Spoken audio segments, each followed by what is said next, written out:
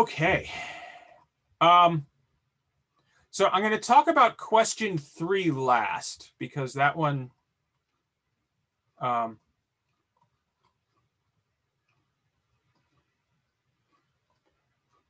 turned into a real ended up being much more difficult. I meant 3 to be sort of a challenge problem. I didn't mean for it to be nearly as challenging as it ended up being. So I'll go over 3 at the end. I do want to say that no one got 3 completely correct, right? So that's telling something right there, that means I made it way too difficult. Okay, so let's take a at oh yes, these solutions are going to be posted on Carmen immediately after this class, right? And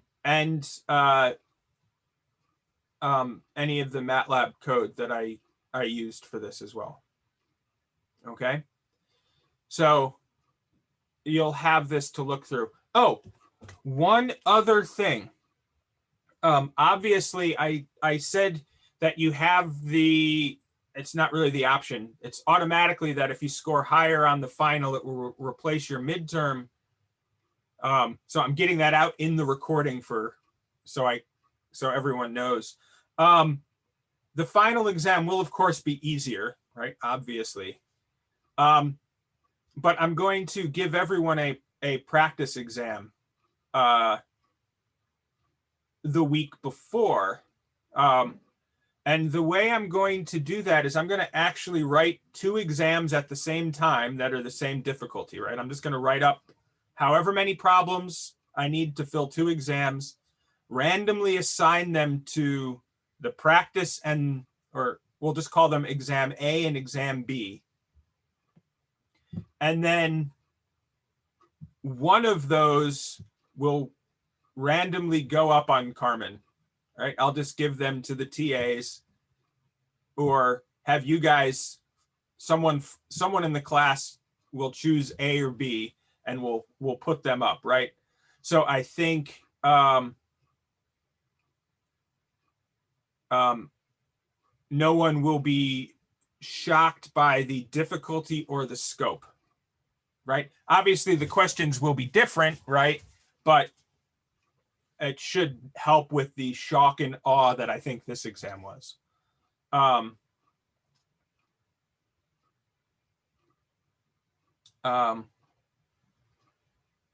don't know. You'll have the solutions for the practice, right? So that's the whole point of it. I don't know. Maybe it can count as an extra homework assignment or something. I don't know. Right? I mean, I'm looking for excuses to give everyone points at this point in time, right? Not. Okay, so let's go through these questions one at a time. So question 1, right? So hopefully this seemed fairly straightforward to most of you, right? This is similar to the homework question. So here we say I have a bunch of small particles that are nucleated on a flat substrate, small particles of material A, and they're on a substrate of material B. These could be like a vapor deposition or something, but they don't wet the surface. They make little hemispherical particles, right? And so I say, so at first, when you put it down, it starts as a small, perfectly spherical particle. And then given time at the elevated temperature, it becomes a hemispherical cap, right? So what can we say about the surface energies of A and B? Hold on, where's my... Oh, why is that on a different page? Okay.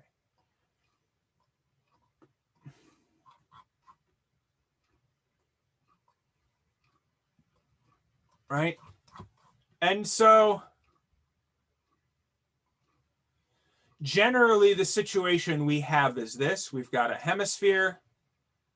We've got a contact angle of 90 degrees, right? And we have a force balance on the surface, right? We have B air, AB, and A air are all of our interfacial energy, right? And our force balance or free body diagram basically says that the surface energy of B and air has to be AB plus the surface energy of A air times the cosine theta, right? And obviously the theta here is 90, so the cosine of 90 has to be 0. So that means the surface energy of B air and AB have to be identical, right? Right. So just a straightforward mass balance there. And then I say that if we have a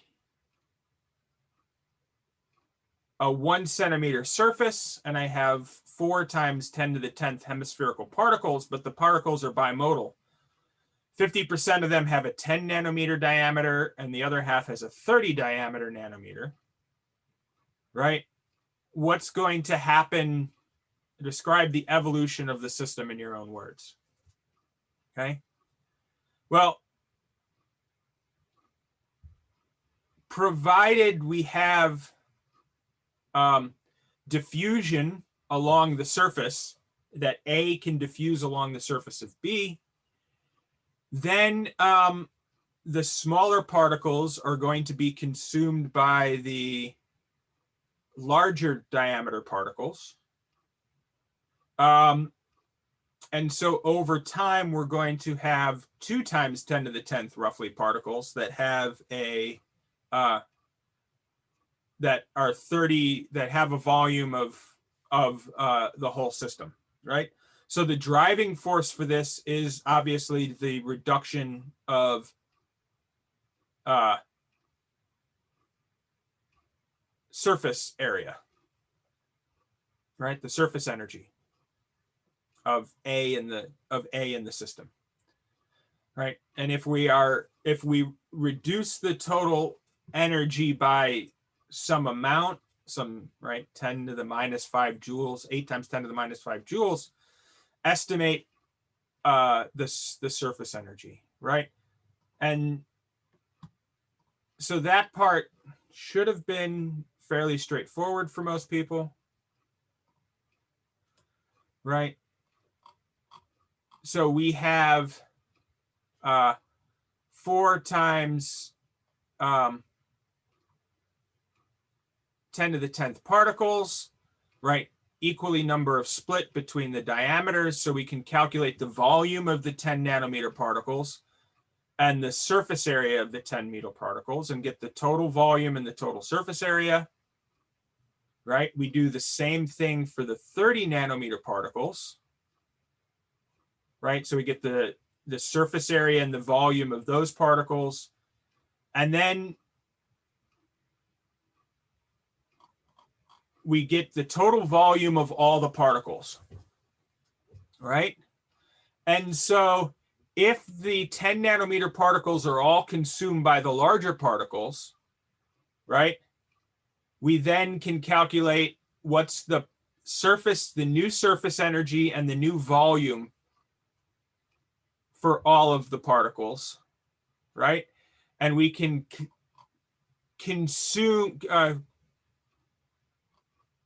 we can look at the difference in surface area before and the surface area after, and look at how much we've reduced. So the total junction, the total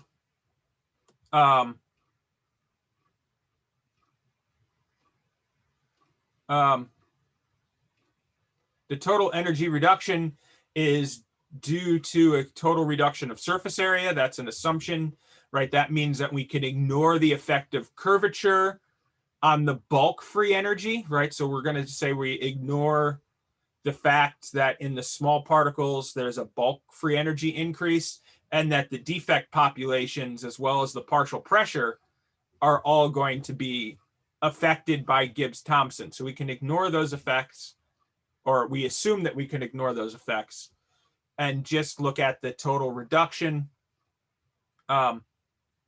And we get a calculation, right, of what the how much is eliminated, right? You can get to the correct order of magnitude, right? Obviously, you won't have the same answer if you just assume that. So the total surface area of the small particles is 3 times 10 to the minus 6, right? Which is not too far off the total reduction, right? So a reasonable first order approximation would be just to say that I've eliminated the smaller particles, right? And you get to the same order of magnitude solution because of the fact that the surface energy goes by the radius cubed and the volume goes by the radius cubed, right? So that's question 1. That should have been fairly straightforward to everybody. Question 2 also seemed to be fairly straightforward, right? For most of you, this is a straight thermo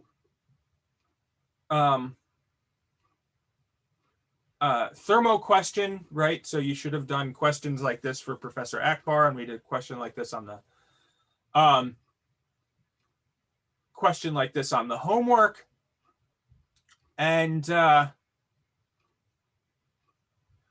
the idea here is we have some amount of liquid that is super cooled, and we've got it in the world's best Yeti cooler, right?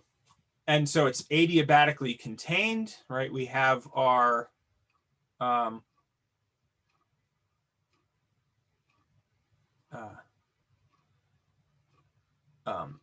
melting temperature, our latent heat of melting or fusion, and we have the specific heats.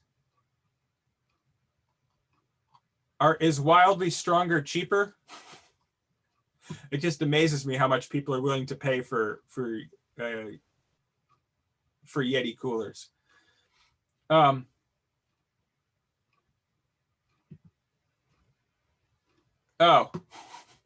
I thought that was a brand. I mean, they make a good product, right? You can tell by the number of backwoods guides that use them, but I think the number of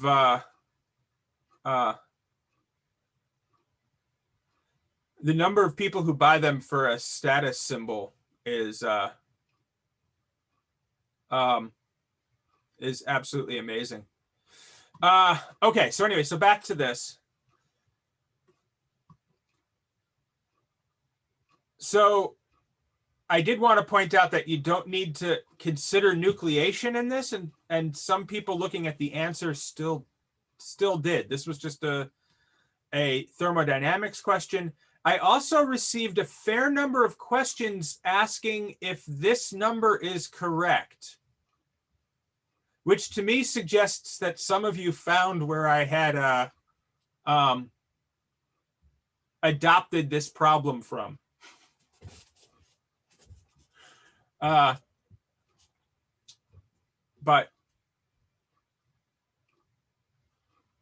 that's beside the point. I did say it was open everything, right? So if you found where the original version of this problem came from, then more power to you. Okay, so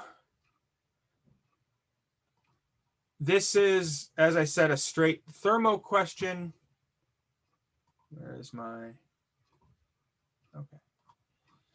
Right, and so essentially this question is about a balance between the fraction of solid that forms should release just enough heat to increase the temperature of the system by the 10 degrees Kelvin from 495 to 505, which is the melting temperature. Okay. Also, since the process is adiabatic, our total enthalpy remains constant. Okay. So there's two paths we can consider, right?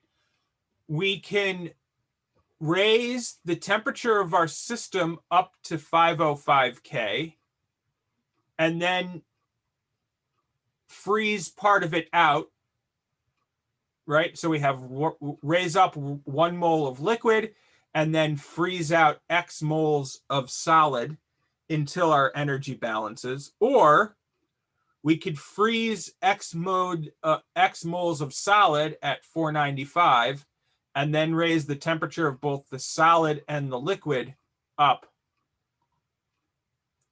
to 505, right?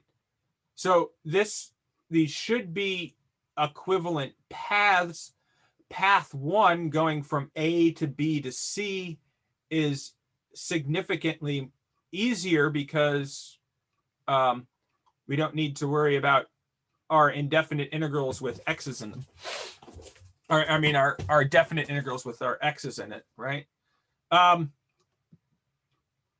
So our enthalpy from going from A to B has to equal the negative going from B to C. So going from A to B, it's just the integration of the specific heat of our liquid from 495 to 505, right? And we get some number of joules, and then we have to look at the phase change, and that's the enthalpy of the heat of fusion times the number of joules, right? And we get a X of 42, 43 percent, right? That's how much will freeze out. Okay. If we go the A to D to C route, first we do our same thing. We calculate, we have X number of moles that freeze, so we get minus 721 X joules, right? And then the D to C part, we have to raise up our moles of solid and our moles of liquid from 495 to 505, right? And so we have to do consider the specific heat on both, right? And then we get, this is our amount of heat. We can then set them equal to each other. And lo and behold, we get the same fraction that froze. Okay. To consider the required undercooling, let's consider path 1, right? So now we're integrating from some unknown temperature to 505, and we need it to be the number of joules, right? 707 times our X, which is 1, right? Our latent heat of fusion times 1, and we get an undercooling of roughly 481.6 Kelvin, which is a lot, but not impossible, right? And there are lots of systems where the latent heat of fusion is not particularly large, right? We can think of things like waxes and some polymer systems. So this range doesn't really, the numbers that I give you doesn't really work for, say, metals or ceramics, but for other types of systems, it's very feasible, right? so that's question 2, fairly straightforward. We'll skip over 3 and come back to that. So 4, right, we have heterogeneous nucleation. Oh, yeah, sorry, that would be the final temp. I'm sorry. Right, the undercooling would be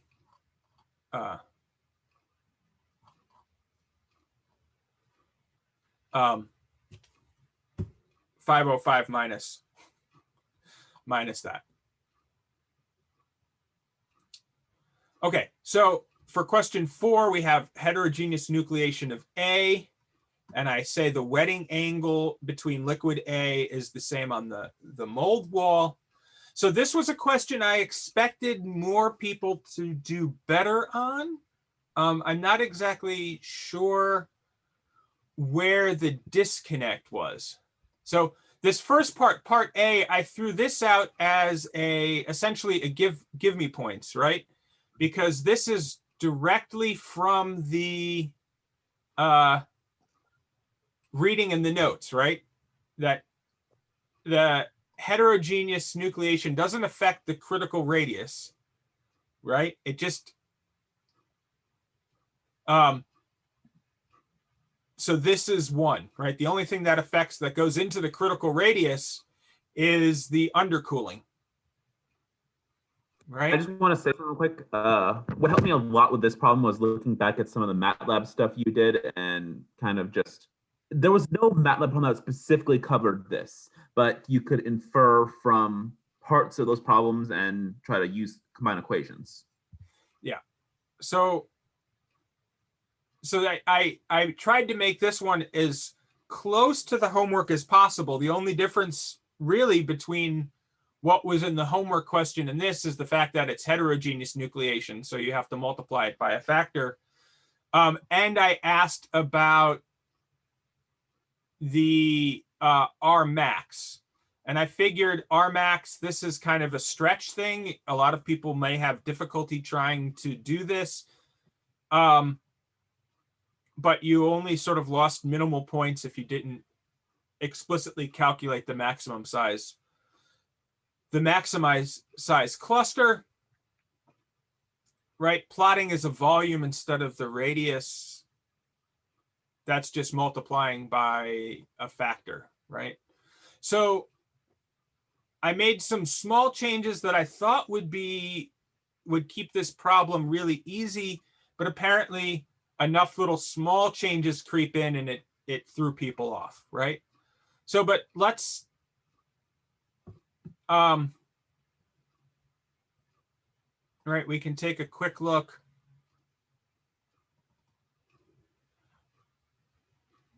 Right, so basically this is, I took the MATLAB code from question number 2 on homework 3, right?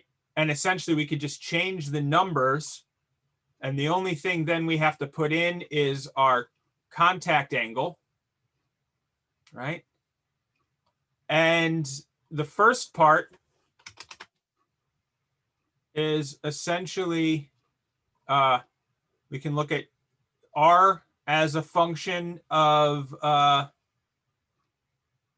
star and V star as a function of the undercooling, right? And this was just, all I did was take the MATLAB code from the homework, change the numbers, and included the multiplication by S for heterogeneous nucleation, right?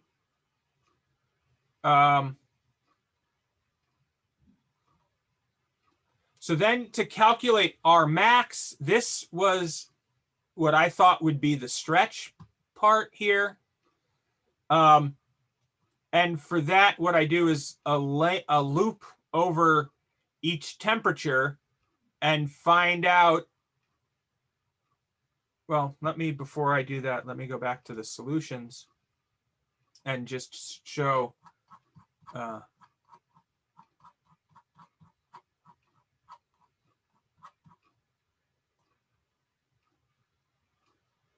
what we did here, right? So to find our max,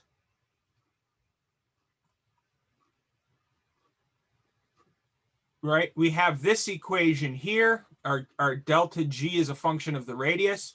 We can plug this into our Boltzmann statistics, right? And the R max is essentially the biggest nucleus that you have, right?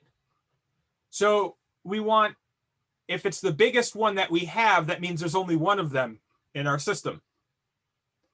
So we just say here that I want NR to be equal to 1. And I find and then I solve this for my radius here, right? And so solving it analytically is really difficult because I've got a quadratic polynomial inside this exponential, right? But I can take the log here of this size, right? And I end up with a cubic equation, not quadratic, in R, right? And this is something that's not too difficult to find the roots of, right? So a real stretch, right? I didn't expect necessarily everyone to be able to do this. Most people drew Rmax in schematically, and you got most of the points for that, right? But here you can see a fairly simple way of solving this by looking over, by going through over the size of the critical radii from 0 to R star. And then I search through these radii until I find where I have more than one, right? So the first size where I have or more than one or less than one, depending on which way you're searching from, that becomes my R max, right? And so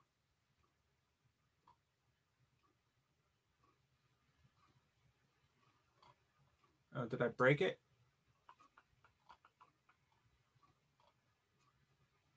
I accidentally broke it. So C1, I need to put in. Okay. Well, anyway, I need to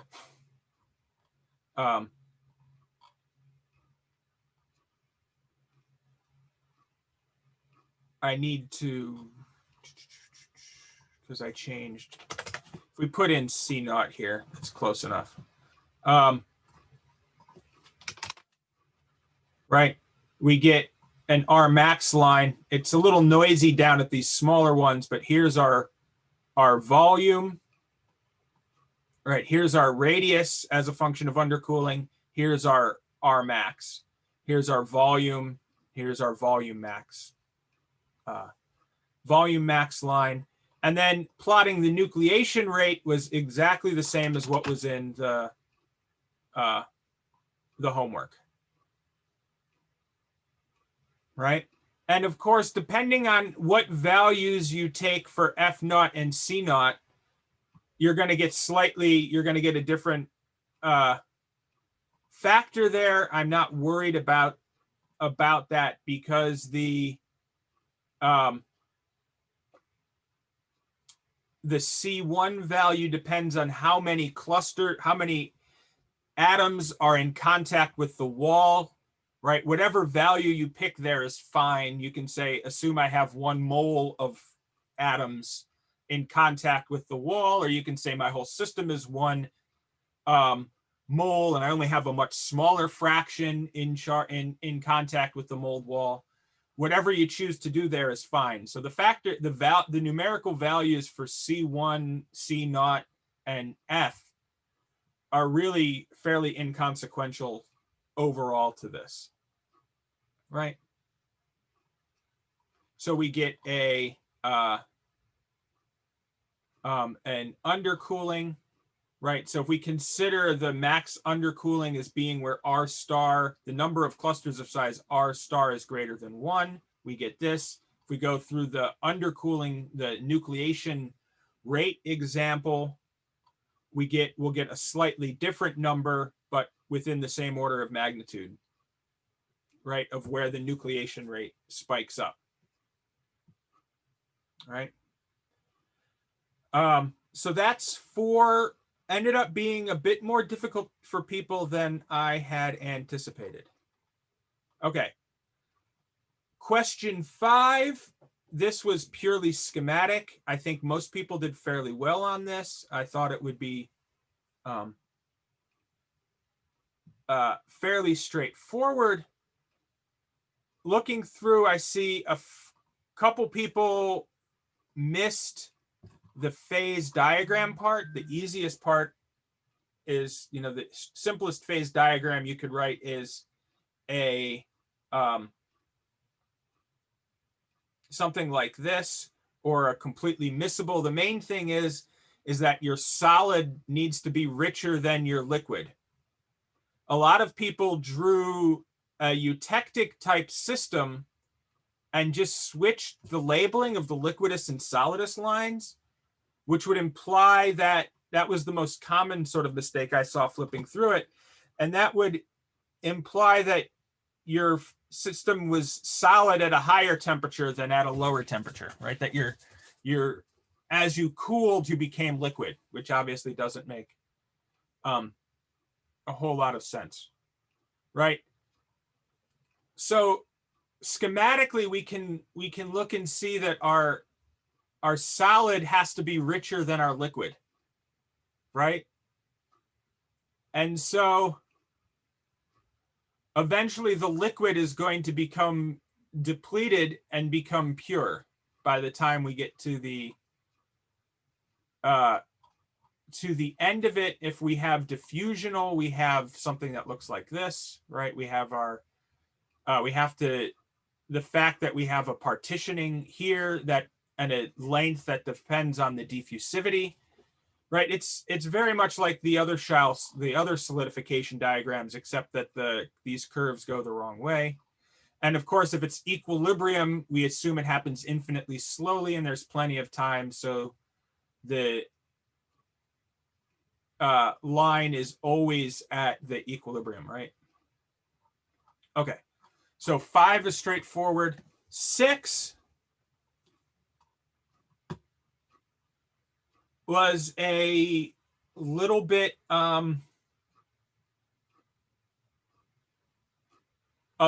trickier.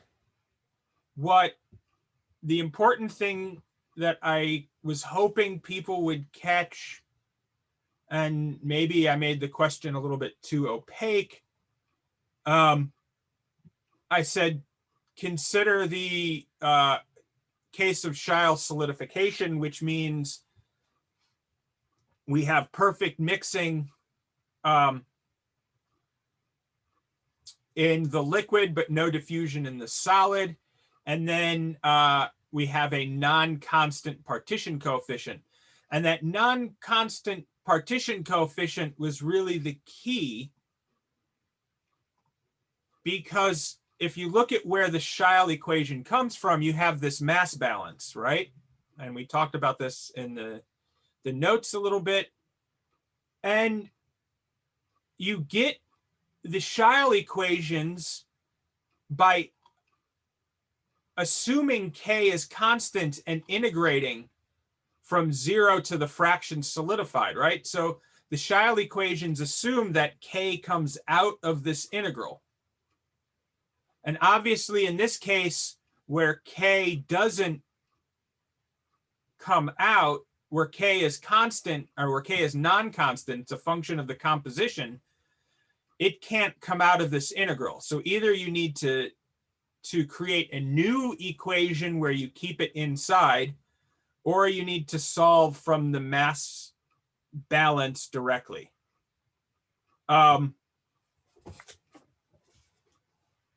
That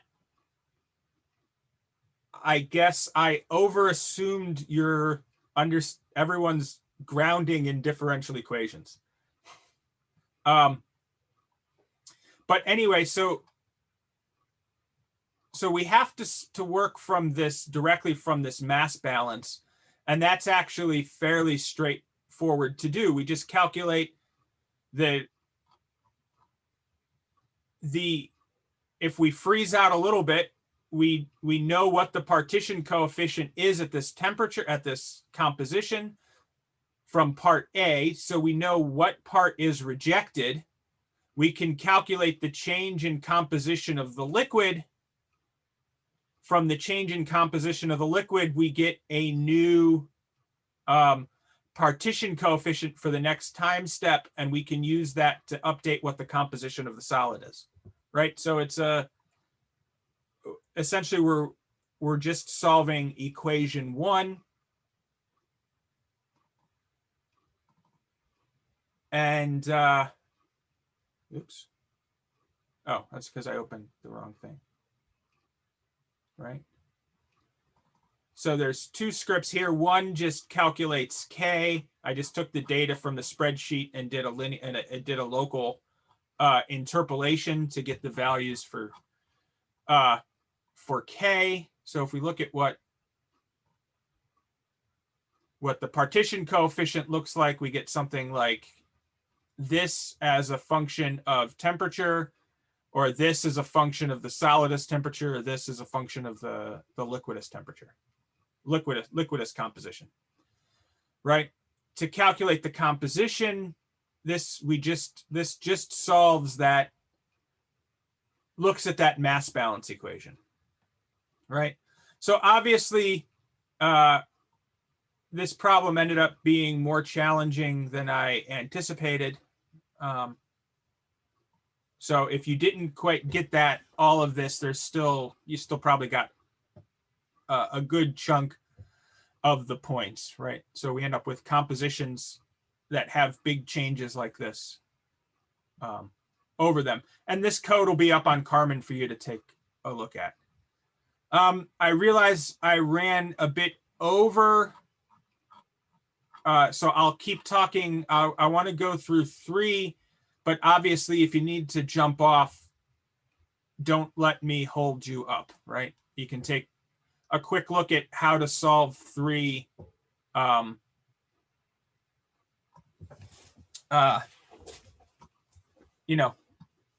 take a couple minutes and come back and look at the video, right? So please don't feel obligated to hang out with me if you have other things that you need to do right now.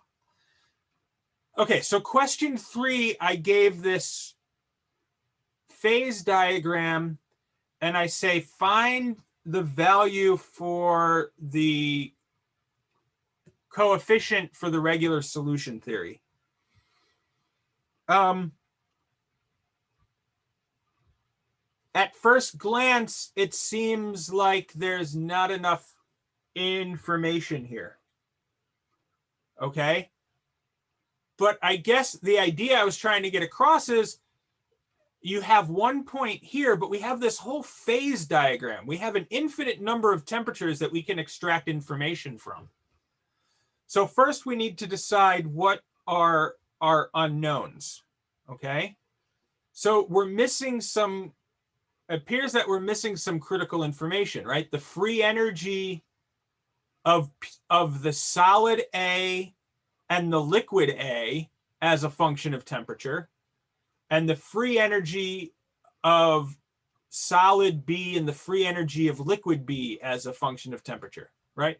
So it looks like this is missing, but in reality, we have a huge number of points on the phase diagram. We only need a couple of them. So we can think about these as our four unknowns, right? We could also, I think, in my mind, it's a little easier if we define a reference state for each. So we can just consider pure A and pure B in the solids as the reference, right?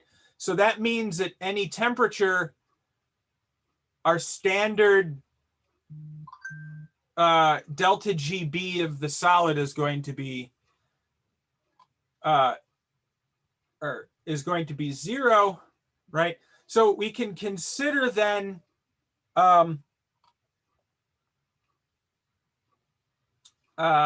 writing the Gibbs free energy of melting of A as the difference at any melting at any given temperature as the difference between the standard state at A minus the liquid, right? Obviously, at the melting temperature, this is zero because the free energy of both phases have to be equal. So that means we can write an expression for our Gibbs free energy of melting of A, and as our enthalpy of melting, enthalpy of melting times the entropy of melting times temperature, right? And like I said, this reference is a choice. We could have worked just as easily with these four being our unknown. I chose to put it in a different system where the enthalpy and entropy of melting of A and B are our unknowns, because these are thermodynamic sort of constants, right? So I think this, in my mind, this is just a more natural basis to do this problem. But you could have just as easily worked with these as unknown variables as well. Okay. So essentially now we have 5 unknowns. We have our regular solution coefficient, the entropies of melting, and the enthalpies of melting, right? So that means we need at least 5 equations to solve for these 5 unknowns, okay? So let's figure out how we set those up, okay? So since we chose solid as our standard state, we can write our Gibbs free energy of mixing for our regular solution, right? Which is RT XB ln XB plus XA ln of XA. We have our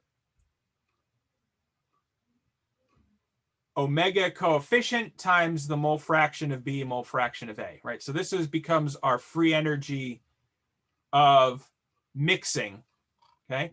For the free energy of mixing of the liquid, we have an ideal solution, but we need to include our free energies of melting for A and B into that as well, right? So this becomes our delta G for the liquid, okay?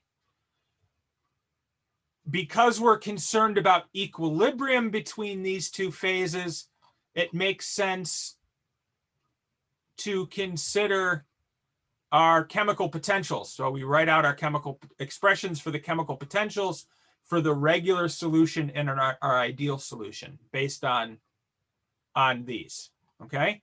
So now what are the equations that we have? Well, we know at the melting of pure A, the chemical potential in the liquid and the solid has to be the same, right? So that gives us a set of equations. We know in the melting of pure B, we have to be at equilibrium. We know at this point,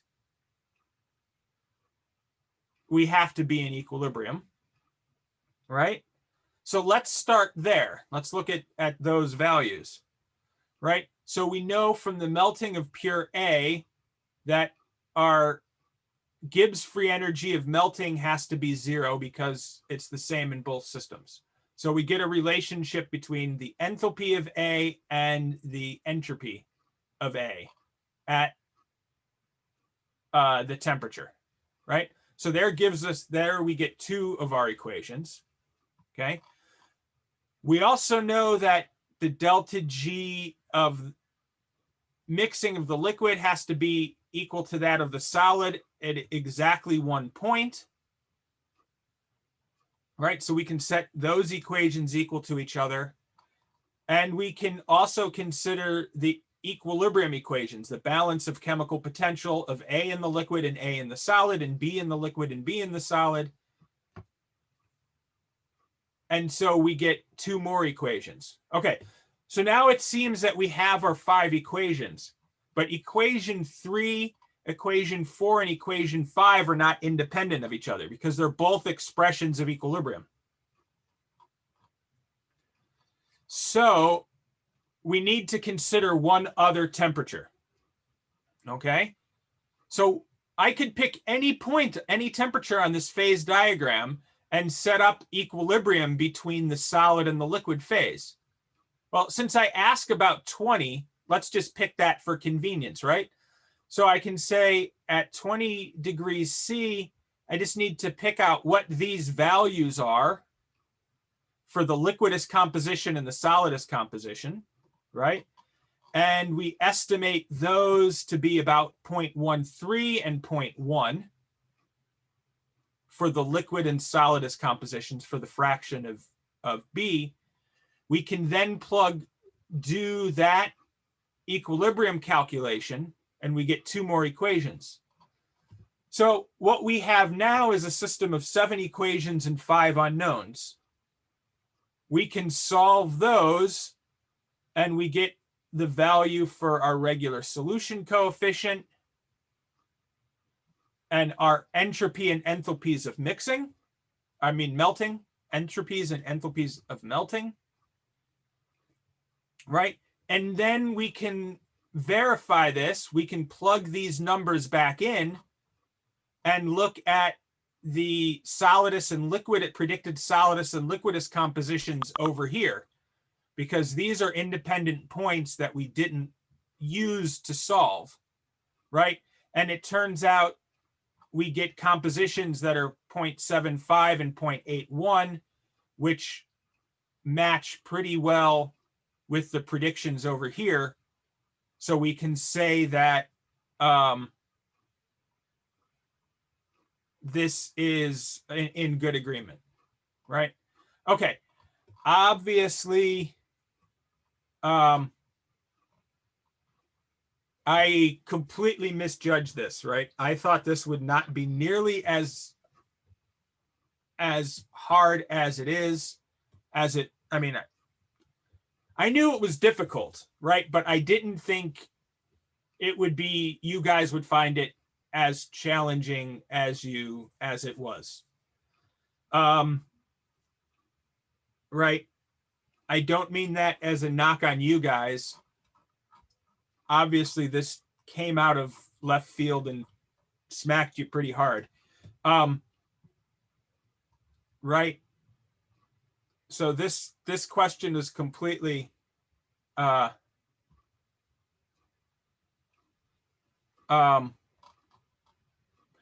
So I meant for this question to be the differentiation between the 10% of the students in the class that are like the top 10 and sort of everyone else. What I didn't expect was that it would be fly too high for the top percent. Right? So it in the ended up being not differentiating.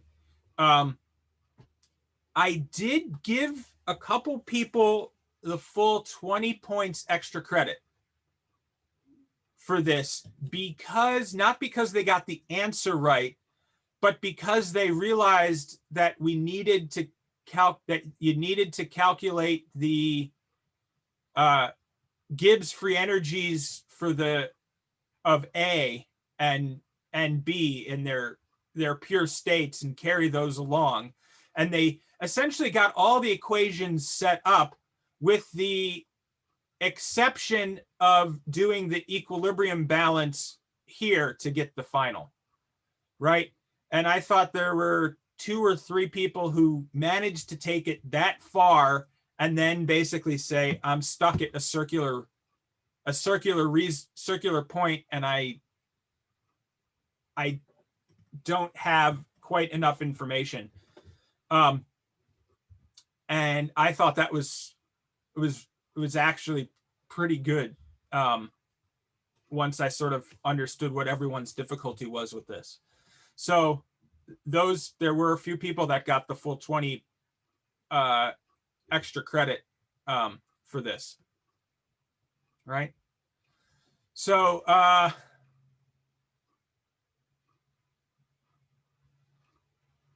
look for the details on the grading on Carmen soon. And I'm really sorry for running over, but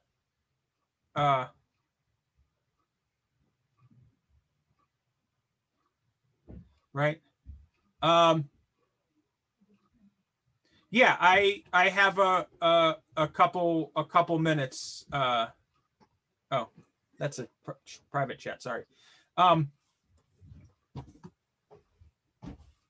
Yeah, so we'll stop there.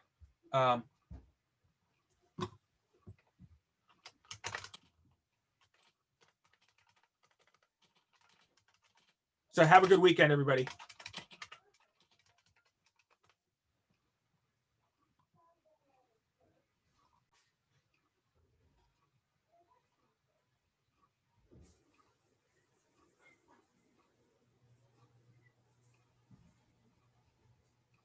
Uh-huh.